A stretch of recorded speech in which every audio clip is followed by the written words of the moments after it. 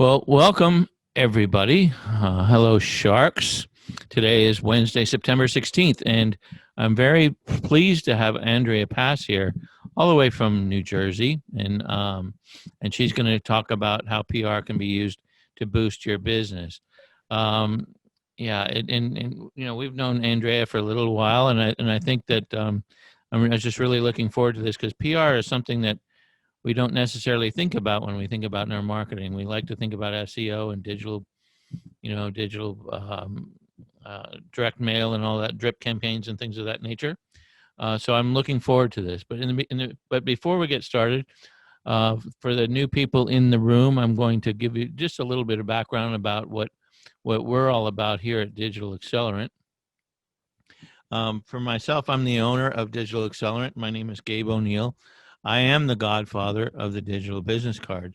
And it's funny now that I forgot to say that yesterday in a meeting, and somebody said, "Hey, he didn't say he was the godfather." So I think I don't know if Robin gave me that in the beginning or how it got started, but now I have to say it every single time.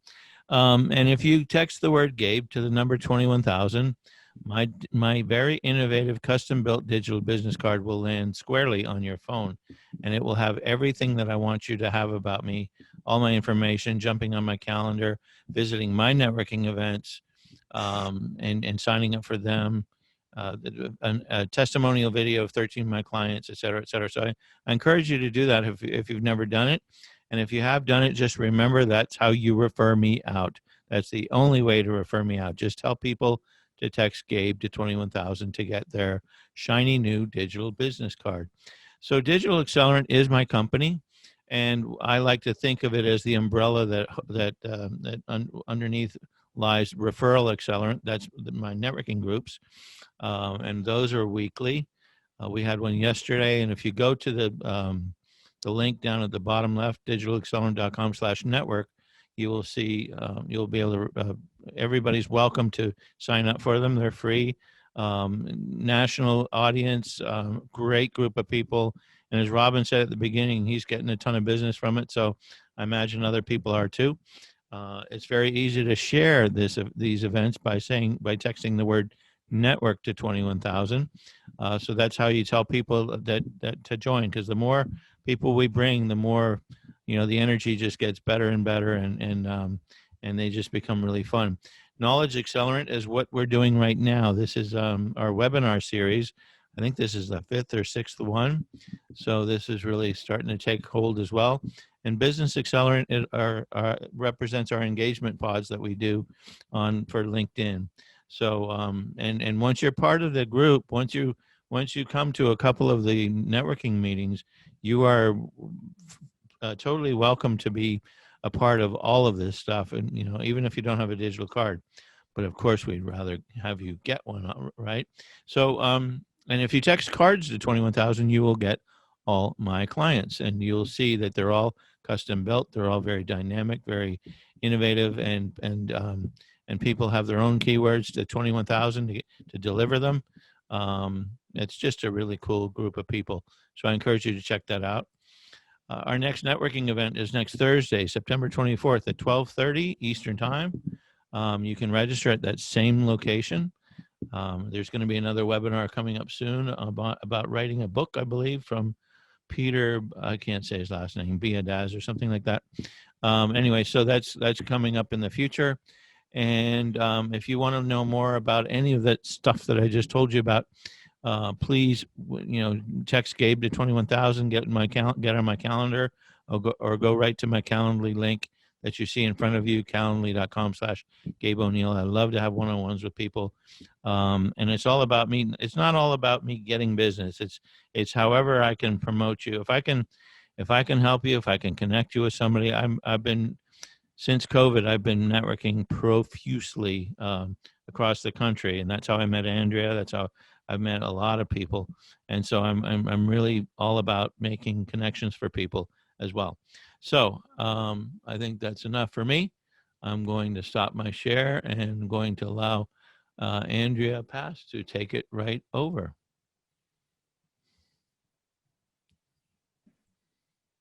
All right. Thank you so much, Gabe, for having me. I appreciate it. Gabe has really been a true inspiration over the last few months and given a great opportunity to meet so many of you and talk to you and learn about your businesses. And I'm excited today to share mine. So thank you so much for joining me. Today, we're going to talk about using public relations to promote your business. So whether you have a service-based business, a product, a book, a nonprofit, an affiliation with a business, public relations should be part of your marketing mix. Okay. The only thing is how do I move to the next page? Gabe, a little assistance here because I am pushing to the next page, but I am not scrolling. Okay. Just you should be able to just hit your space bar, or, I am. but make sure you click on your PowerPoint first. The There we go. PowerPoint. There you go. See, it's the little things. Thank you, team members. So let's talk about promotion and let's talk about consuming media. Because according to Nielsen, we consume 11 hours a day. So whether we're watching TV or we're reading a newspaper or a magazine in our hands, listening to a podcast, scrolling on social media for news, or going to news websites, we've really become media junkies. We feel we have to know something the minute it happens. We have to be on top of something because when you watch the evening news, you probably have already heard that news and you've seen that news because you've engaged with it already somewhere else. So keep in mind that all of this media, TV, radio, podcast, trade publications, magazines that people still get in the mail, magazines you read online, media, there's tons of it. So you have to decide which media is going to be valuable to you so you can target your business, get that message out to appropriate clients to grow your business using public relations. So here's the question that I always bring up on all of my networking calls. Have you Googled yourself? And it's not a self-serving thing, but it is a self-serving thing.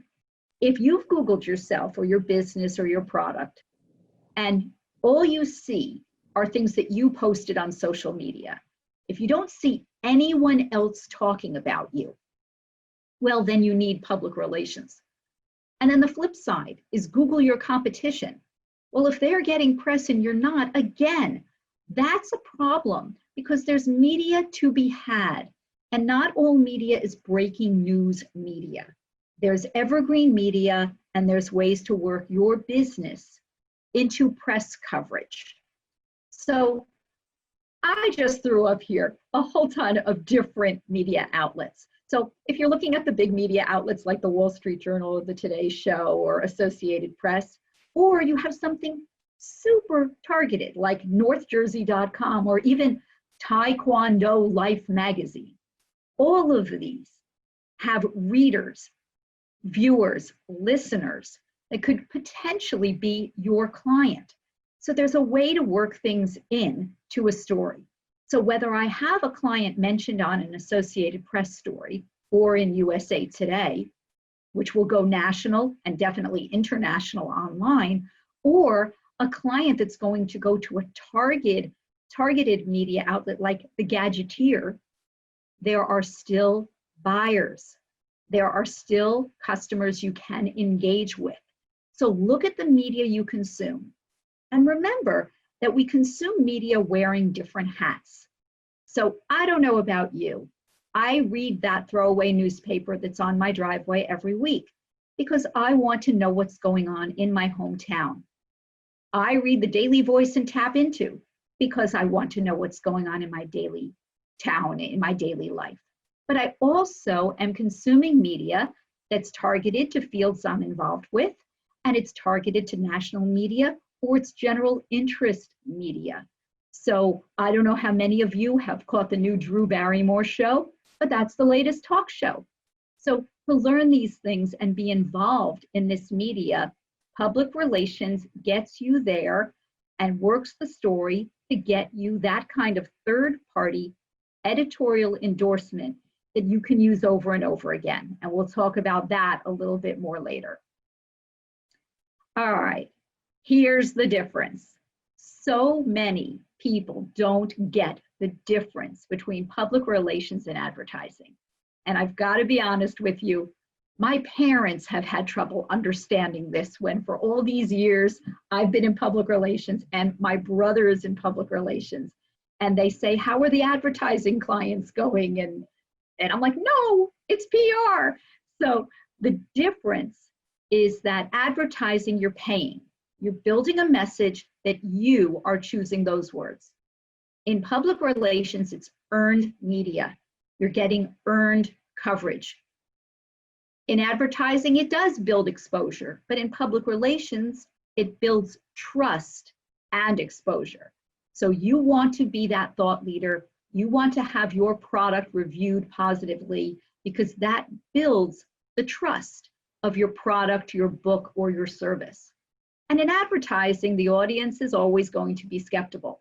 So in advertising, you're watching an ad, a 30 or a 60-second ad on TV, or you might see an ad in a newspaper, magazine, or on a website, but you're not quite sure because you know it's paid for. But media gives you third-party editorial validation and endorsement. So you can say that this media outlet said this about you. Now in PR, there's no guarantees. My job is to persuade. My job is to lead the horse to water. So I have your story as my client, and I'm talking to the press about your story, and I'm hoping the press will drink and write about your story or interview you. So there's a difference there. In advertising, you know you're going to be on page 3 on the left bottom side on Tuesday in a newspaper, or you know that your ad is potentially appearing on ESPN between 6 and 7 p.m. So it's very different. In advertising, you've got control. In PR, the media controls. You cannot edit that story. I have a few media people, journalists, who write for different sites. They're nice enough to run the story by us for proofreading only, not content. That happens less than 0.1% of the time.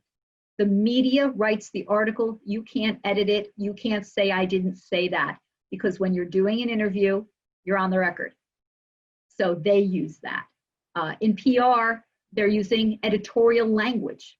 In advertising, you're using visuals and you're using over the top, often, choice words to be able to convince your audience to buy your product. And advertising is expensive. So you're taking out a colorful page ad in a magazine. You could probably have a PR campaign for that for 3 months on that amount of money. So advertising is one and done. Public relations is ongoing. So I always get frustrated when I talk to people who might be advertising somewhere and they're getting no results from their advertising and they're not doing public relations, which would be ongoing, consistent results. So when you do Google yourself, you see yourself over and over and over again. And in advertising, there's buy this, get this, but wait, there's more, act now. Well, in public relations, it's editorial, which means it's important.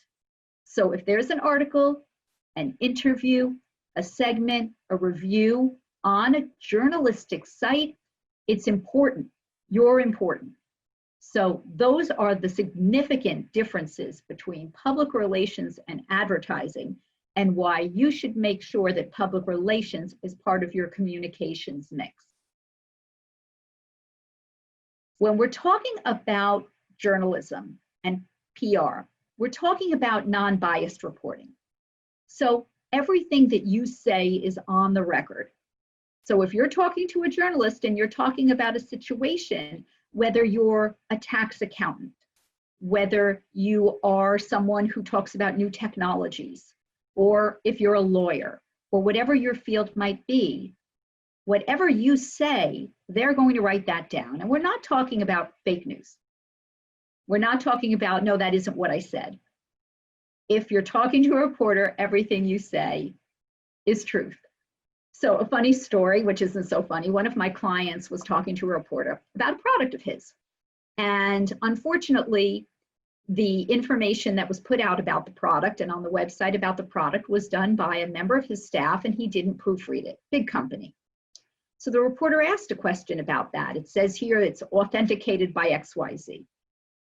And my client, who just returned from a skiing trip overseas, proceeded to say, oh, one of my staff members did that. I didn't even read it. I don't think XYZ even exists.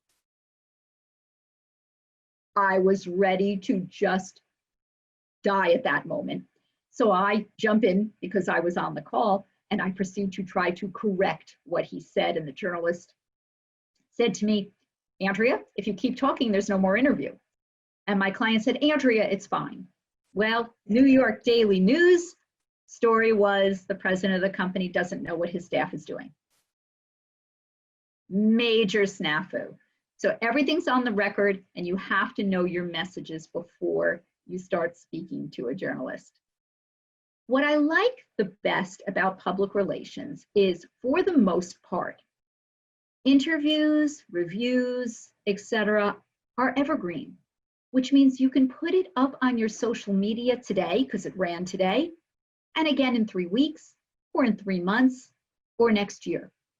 So I had a client who was featured on the CBS station in Houston on Tuesday, and it talked all about women-owned businesses and their products.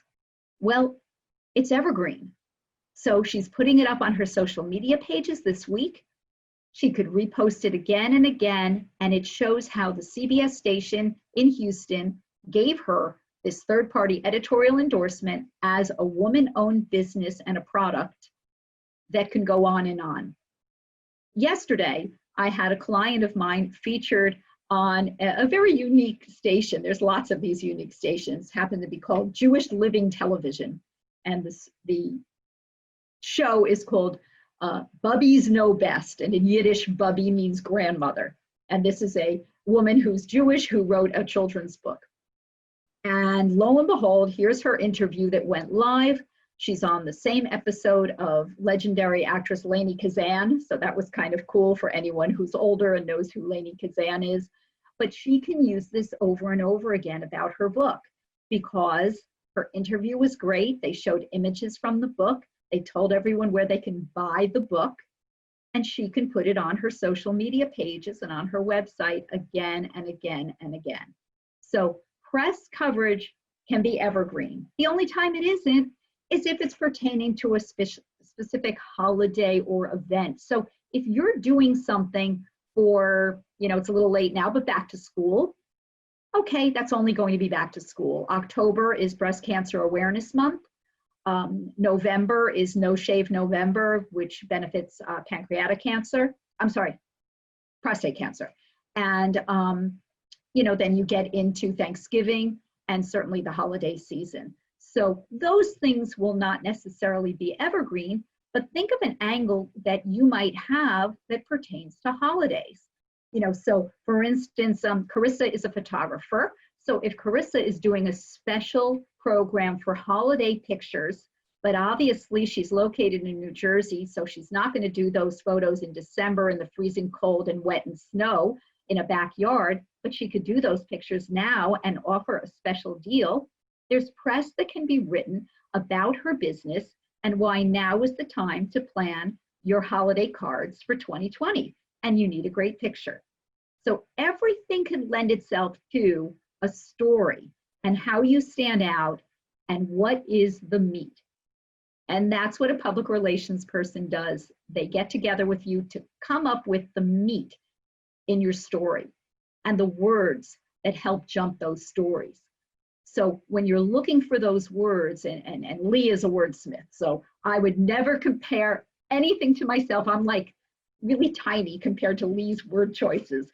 But to be able to look at word choice and have a story that you stand out in that story because you do something that your competition doesn't do, that's an opportunity for press coverage. But most importantly, don't bother to do any press coverage unless your website is up to date, because those people reading, listening, watching, learning about you through press coverage have to be able to find you. And I've had situations where my clients have not had their websites updated, or they had products that were out of stock. You want to make sure that your website is always updated so potential clients who are learning about you from an interview you might have done can find you, engage with you, and make a purchase. It's COVID time, and that doesn't mean that you can't get press coverage. But what do you have? What are you doing that's related to a COVID-19 angle? So whether you are a therapist or a personal coach, how are you helping people get through these times? How is it different than you sitting across an office from your client? If you have a business that pivots, so one of my clients has a product that is a hiking backpack, and it's for drinking and misting yourself while you're hiking. He pivoted and re-outfitted this backpack to now be able to take CDC approved sanitation liquids and spray it in your car, your house, your gym, because it's easier when you're wearing a backpack than holding the canister in one hand and the sprayer in the other hand. So he pivoted during COVID-19. So think about what product or service you have and how it could pivot a bit to COVID-19, but realistically. And if you're donating to a charity or volunteering your services, weigh what are you doing because you want to get credit versus what are you doing because it's the goodness of your heart. I had a chocolate distributor who said, I'm fighting COVID-19, to which I said, what are you doing? Oh, I'm donating to my local food bank. Well, I said, how much are you donating? 10% of all sales up to. So it ended up he was donating $100. Well, that's not news. So understand what is news and what isn't news and how you can relate it to COVID-19. But I'm sure if you look at these and you look at Robin and working with technology, how many people are having trouble with their technology and they're not sure where to go. But during these times, your technology has to work because you're in a home office and you're not with your colleagues. So you have to make sure that you can get it to work. So there's a COVID-19 angle. If you don't have a COVID-19 angle, doesn't mean you don't have a story, but it's important to have both angles to talk about when it comes to public relations. Most importantly, are you ready? So public relations means you have to have time. And you have to be able to answer questions because your PR person or company is not going to be an expert in what you do immediately. It takes time. There's a learning curve. So you have to have someone who's willing to participate in interviews, answer questions about interviews. And today, just last week, I had 2 journalists that specifically wanted email interviews. So my client had to make time to answer these questions because they were personal questions about how my client got into that particular business. I couldn't answer those questions. I could provide a website or a headshot or a biography, but into the nitty-gritty, you need the client to answer the questions. So before you take on a PR campaign, make sure that you have the time to participate in interviews. A PR person can't book interviews for you, and you say you're available Thursday at 3 p.m., and Thursday at 2:45, you contact your PR person, you say, oh, sorry, I need to change that one, because that's affecting the relationships that the PR person has with the press. And that's also affecting the fact that you may not get rebooked, and you might have lost that press opportunity. Make sure that your social media pages are up to date. I personally don't do social media. I do PR, press, traditional media outreach. But you want to be able to post interviews, speaking engagements, awards, product reviews up on your social media pages and effectively tag media outlets to get more engagement. And make sure that you have an updated headshot and product images and lifestyle images. A client of mine sent me an image on a white background, which is something that I need. But unfortunately, the product was a light silver. So it blended into the white background and we can't see the product. So we have to put that on a darker background or change the lighting. But these kind of images are very important because it's showing what your product is. And even though you might send a product or a book to a reviewer, they still want those images provided by the public relations person. And statistics, surveys, studies. Journalists love numbers.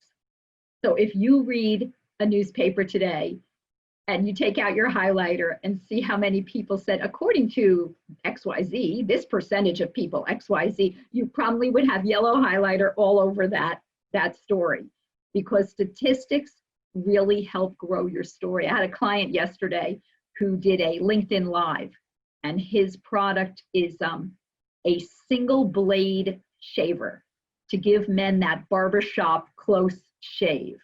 And so the first question was, because the interviewer was a bald person, bald gentleman. He says, how many men shave their heads versus their faces? And my client didn't know the answer. And we talked afterwards. I said, we need to write stats so you're ready for these things, because if he started the interview saying, oh, thanks for having me. You know, I see that you're bald. Did you know that 15% of bald men use a single blade shaver and shave their heads in the shower? It would have started the interview a little differently. Be available to comment on breaking news if you have something to say about breaking news, because local media is looking for local contacts. And always remember, in every interview that you do, have your message points, practice them. I had a client who forgot to say the name of his book. He did a 20-minute interview, never said that it was introduced at the beginning, but people kind of tune in and out of an interview, never said the name of his book again. You have to remember to get your message points down. They'll change from here and there, depending on the interview you're doing, but write notes, be prepared. And I know everybody says practice in front of a computer and look back, and practice in front of your phone. And you know what? Practice in front of a mirror and look yourself in the eye. It's really awkward. But when you speak in front of a mirror and you're looking at yourself, you are able to better control your speech. Slow down, don't go too fast. You're better able to control the like, you know, pauses. And you're better able to tell your story because you've practiced it. But keep in mind, you don't want to get sidetracked with too much personal, that you don't have time to get the business story at hand. Because no matter what you do, public relations is all about a call to action. You want to make sure that whoever reads the article, sees the TV segment, hears the podcast, you want them to engage and reach out to you and hire you. You want them to buy your product or your book. So you want to make sure you bring the topic back to the business at hand. And I'll use this example of yesterday's LinkedIn Live. I was on the LinkedIn Live and I said, my client's not mentioning his new product. And I knew the interview was only 15, 20 minutes or so. So in the chat, I said, oh, does he have any new products coming out? I just asked that as a random question, knowing I had to guide him. And he talked about his brand new product that's coming out in October, or else it wouldn't have gotten mentioned in the interview. So remember, you want to drive, there has to be a call to action. And make sure that your website, if you're selling on your website or a retailer site or Amazon, is up to date and the product exists and it's not out of stock. So always drive awareness. And I know that, for instance, Christy will do her travel segments and travel webinars, but the goal obviously is, if you'd like to book a trip to Italy or to Croatia, make sure you contact me because I could offer you this by this date if you book this now for summer 2021. So always know that in any interview you do, you bring it back to what you're working on so that there is a call to action. This is a general overview about public relations. So it's time for your business, your product, or your service to be in the press, to be in the media. So some interviews that happen today, I just booked an interview on a podcast for a client of mine. The interview was December the 16th. That was the first available date this podcaster had. That's 3 months away. So when you start PR, there's a chance that you have an interview tomorrow and it airs a day later. There's a chance that they request a product tomorrow and it's on their blog 3 weeks later.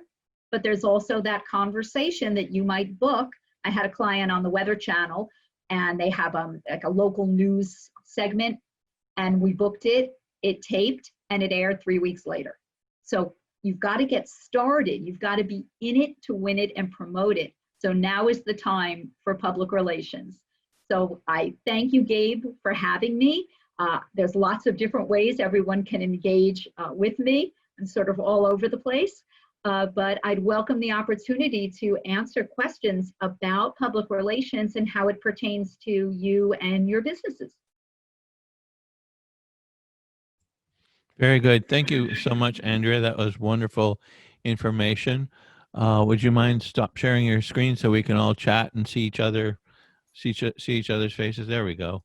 Yeah. So what can we as business owners do like right now? What should we?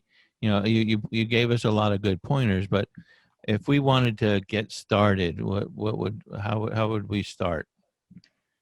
Number one, write an overview about your business. Press releases aren't really used much anymore.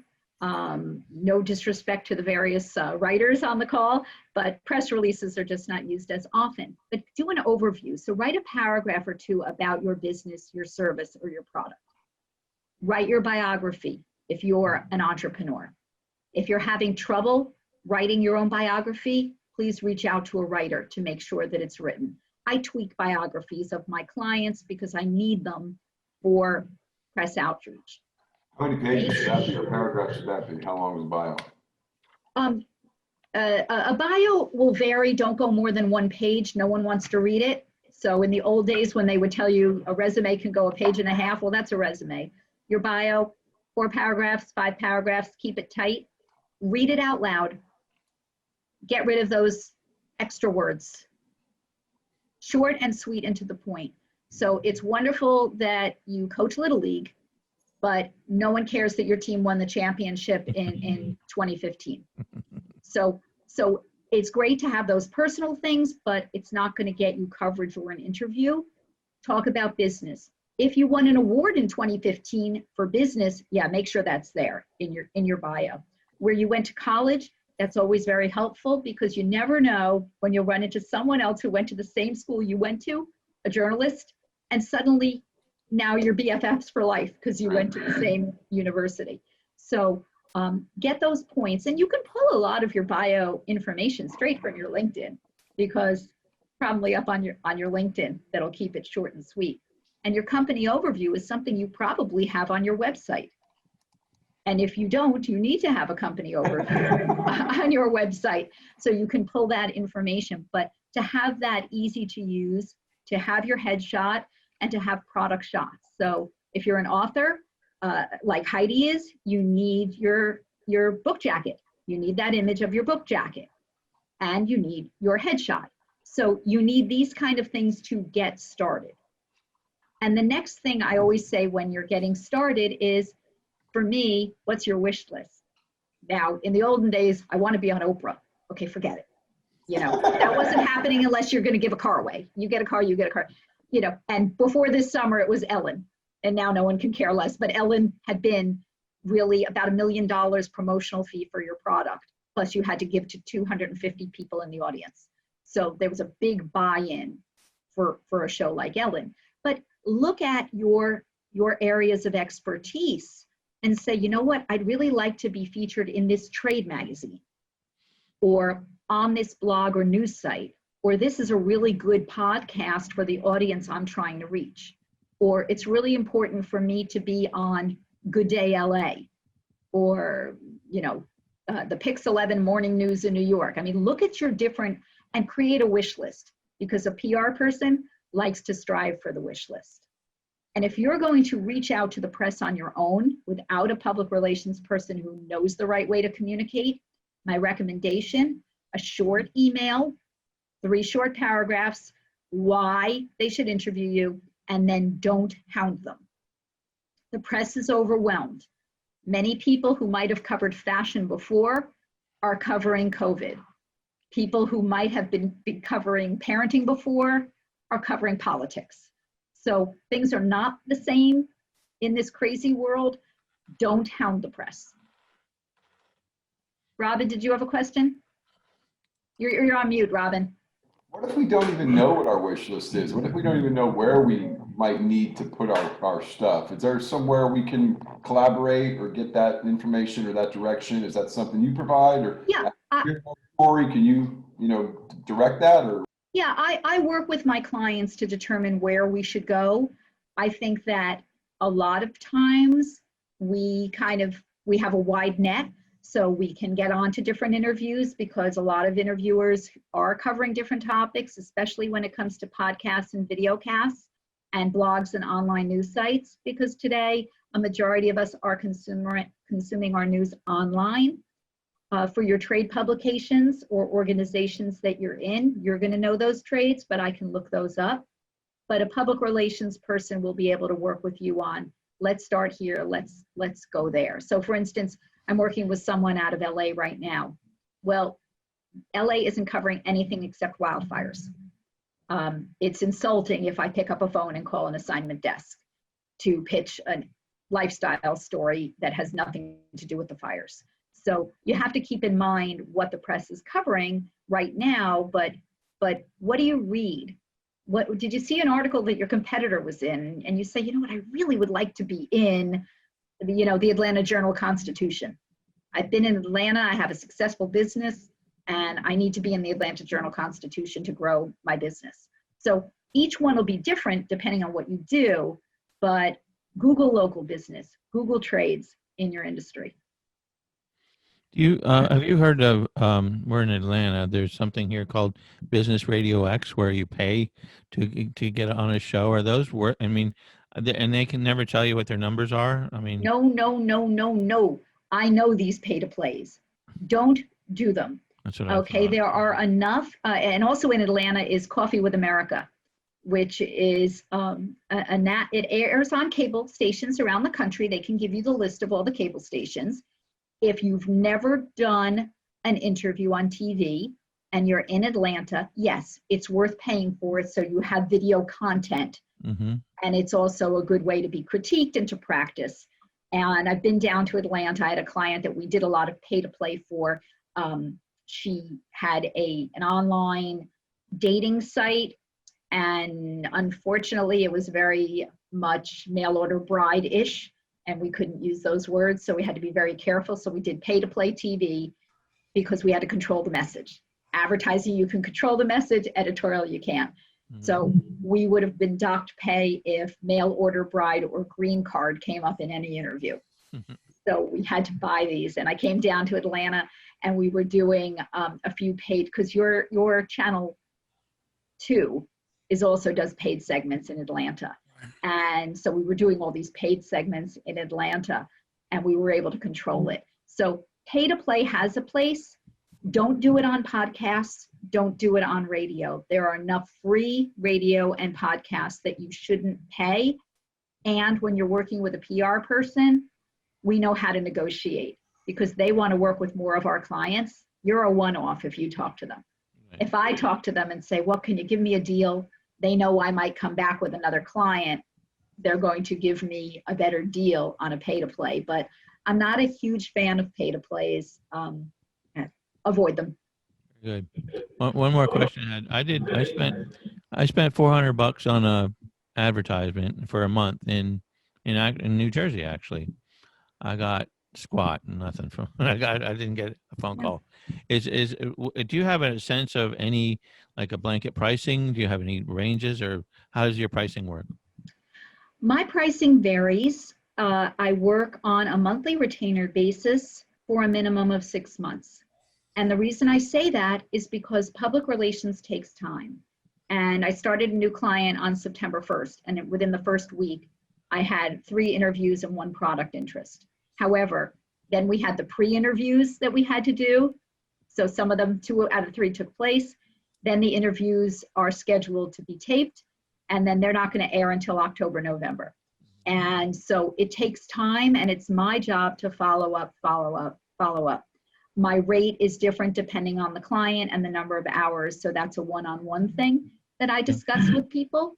And also I'm proud because the work is me, and I'm not handing it over to an intern or a newbie or someone who hasn't been in the business as long as I've been in the business. Very good. Thank you. Andrea, can I ask a question here real quick? Actually, that's kind of twofold.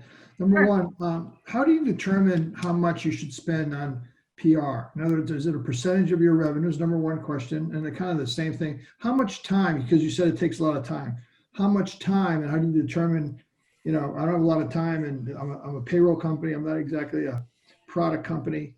So what are the answers to those two kind of questions? Number one, each public relations person or company will charge differently.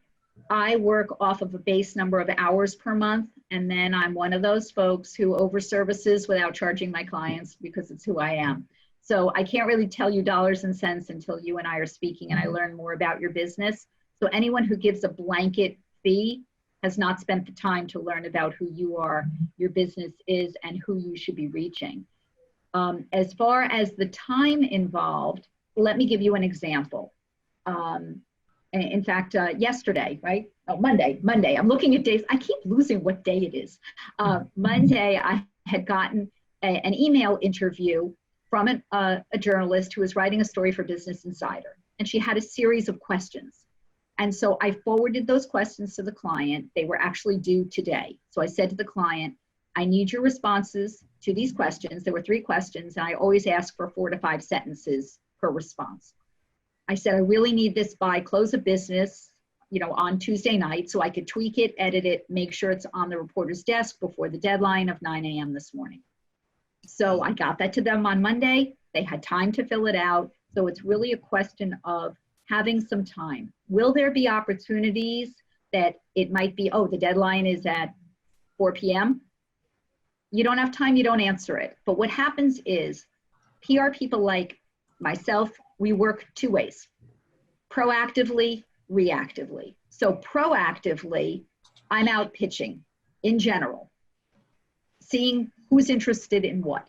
So whether I'm pitching radio stations or newspapers or blogs or what have you, I'm out pitching. So I'm being proactive on your subject. Reactively, my overhead are the subscriptions that I have to all of these sources that all day long, I'm getting emails from journalists who are saying, I'm working on this. These are the things I'm looking for. Do you have anyone? This is my deadline. So whenever possible, I'm answering those questions or pitching without giving too much information to see if my client can make the cut. But there are other times I recognize I better have the client give me some answers to this so that I can get this to the reporters so that when they're feeding through these dozens and dozens of responses, they pick you and they pick your quote and will include you. So it really varies in the number of hours, but there has to be time, and a good PR person will have enough lead time to say. And what I do is I write an email and I'll say, here's the subject, Business Insider, interview on XYZ, deadline, and I put it in my subject line so my clients can see that's the deadline. And if they can't do it, they don't get back to me, what have you, but at least I've let them know it's there and it's available. So really, just to get a perspective, so is it more like, small companies, is it like 10 hours a week, or is it like more like 3 or 4 hours? It's a few hours a week. It's not, okay. Yeah. And even when I have a longer form email interview that, might have 10 questions, usually that reporter says, could you get back to me next Tuesday? Like they'll give us a week, they'll give us a longer amount of time. Right. So I'll it's give you a really call. just making sure you have a handful of hours. It's not saying to the business owner, you can't go on vacation or have a holiday or what have you. So it's really a question of finding the time to answer some questions, and not every response that I will give to a journalist query. In fact, I would say maybe 10% of my responses result in stories because there's lots and lots of me pitching lots and lots of clients. Right. Okay. I'll give you a call on the other stuff just to get a better perspective once I tell you a little bit about our company. That would be great. That'd be great. I have a question about the hook that you would use to get the interest of the media when you're creating something. I would imagine that's a big challenge. Why should they be interested in something? Why talk to you? So a question I have related to that, one would be overall, how do you do that? How do you create a great hook that's appropriate? And number two, could you create the interest in a client's business by the client? Can you create news by creating a podcast and say, oh, look what so-and-so talked about? Let me answer question 2 before I answer question 1, because this just came up in a conversation I was having with someone yesterday. The thing about creating a podcast is it's taking a lot of your time, your energy, your technology, your editing, and then suddenly if you don't have time next week or the week after, then you're falling behind. So your podcast is getting you your audience that knows you. You being interviewed by other people's podcasts means you're reaching their audiences. So that's getting you more coverage because they might have, they tell 2 friends and so on and so on. But if you're staying in your bubble, it doesn't necessarily mean your podcast is growing. So I don't recommend, unless you have time and this is what you love and you have the technology to start your own podcast. Doesn't make as much sense as being a guest on all the other podcasts. So question 1 is the angles change. If one angle isn't working, it's time to move on. And I know that one of the words for 2020 is pivot. And I pretty much have come to hate the word pivot. But I think that it's coming up with an angle, and Heidi, certainly for your book and your service, Autism Awareness Month, but autism awareness really is every single solitary month. It's not just one month. And so to have a story and relate it to what's going on, in the world. And certainly for you, I don't know if you heard about the incident in my town, but in my town, a 19-year-old, a 16-year-old, a 13-year-old, and a 10-year-old went to a park that has been constructed for children with disabilities. They tormented a 14-year-old boy and pulled down his pants and underpants. They videoed him and put it on TikTok and Snapchat. And so my town is totally outraged. It's been in the Wall Street Journal, this story, on all of the news stations. It is absolutely horrible. However, it would be the time to talk about your book and your expertise to help educate people about autism. So that's where you would be out there on a breaking news story. So, and then you pivot it again, back to school or holidays or not seeing other people eye to eye, because I know from having an autistic nephew, the eye contact is really important and he can't go to school. He's online. So the story angles change as the cycle of the year changes. So whether that's for what you're doing or for travel or photography or technology, the story angles are constantly changing. It's my job to be in communication with my clients to come up with these angles. So let's try this. Have you thought about that? I just read this. And we pivot, we come up with a different angle. Thank you. That's great. Thank you. Robin, you're on mute. I'm never focused on this screen. I hit the space bar, it doesn't work. First of all, thank you very much for taking your valuable time to share with us and give us some insight into some expectations. I'm sure everybody here, as I am, grateful for your time and your efforts. Are very, very, very, very knowledgeable and entertaining as well, being that I'm from New Jersey originally. And so I love keeping up with the pace and the tone. First, I will probably be engaging you. We have, when you said COVID-19 angle, we've never put it out there. We've never made a point of it, but we've been helping so many families with technology. It's just, I'm getting ready to deliver a laptop and a printer to a lady that just absolutely has no resources, and the libraries are all closed, right? So, how does somebody who's always used the library for their printer and their computer to get online now handle navigating their daily life? There's no resources to buy a computer. There is internet available, thank goodness, because we'll provide that if we have to, right? So I have a computer business and a nonprofit, and we both work together. So if I engage you for the nonprofit, can I wine and dine, or for the business, can I wine and dine you for help with the nonprofit? And let's talk. Well, so let's talk about that, because I think that giving back and the nonprofits, and I think that nonprofits are challenged tremendously in these times because they can't hold these in-person fundraisers. And so nonprofits are finding that less people are giving to those nonprofits, which is just horrible because they need our donations to survive. But so many of us don't have the income that we might have had before to give to the nonprofits. So it's a challenge. I'd welcome the opportunity to speak with you. I'd like to talk to you about engaging it for my paid for business as well. Yeah, so let's please let's connect offline and let's talk. And a shout out to Leo. So I just met Leo through someone who I met, Gabe, on one of your networking calls. Very good. And Leo is out of Kentucky, and in the It's a Small World category, I sit on the board of the nonprofit United Inventors Association of America. I'm very active in the inventor community. He's in the Kentucky Inventors Association, and I'm going to be a speaker in February 2021 virtually. Looking forward to having you. I can't wait, but it was so funny. We were talking about business because Leo is a writer and he writes commercials and things like that. So someone connected us from Gabe's group, and we started talking, and all of a sudden we found out we had inventing in common, and it was like, oh my God, that was not the direction I thought the call would go in. So very good. Okay, we're about time to wrap this up. One more question from Lee, and then we'll wrap it up. Hey, thanks, Gabe. Hey, it's always good to be reinforced on what we already know, right, Andrea?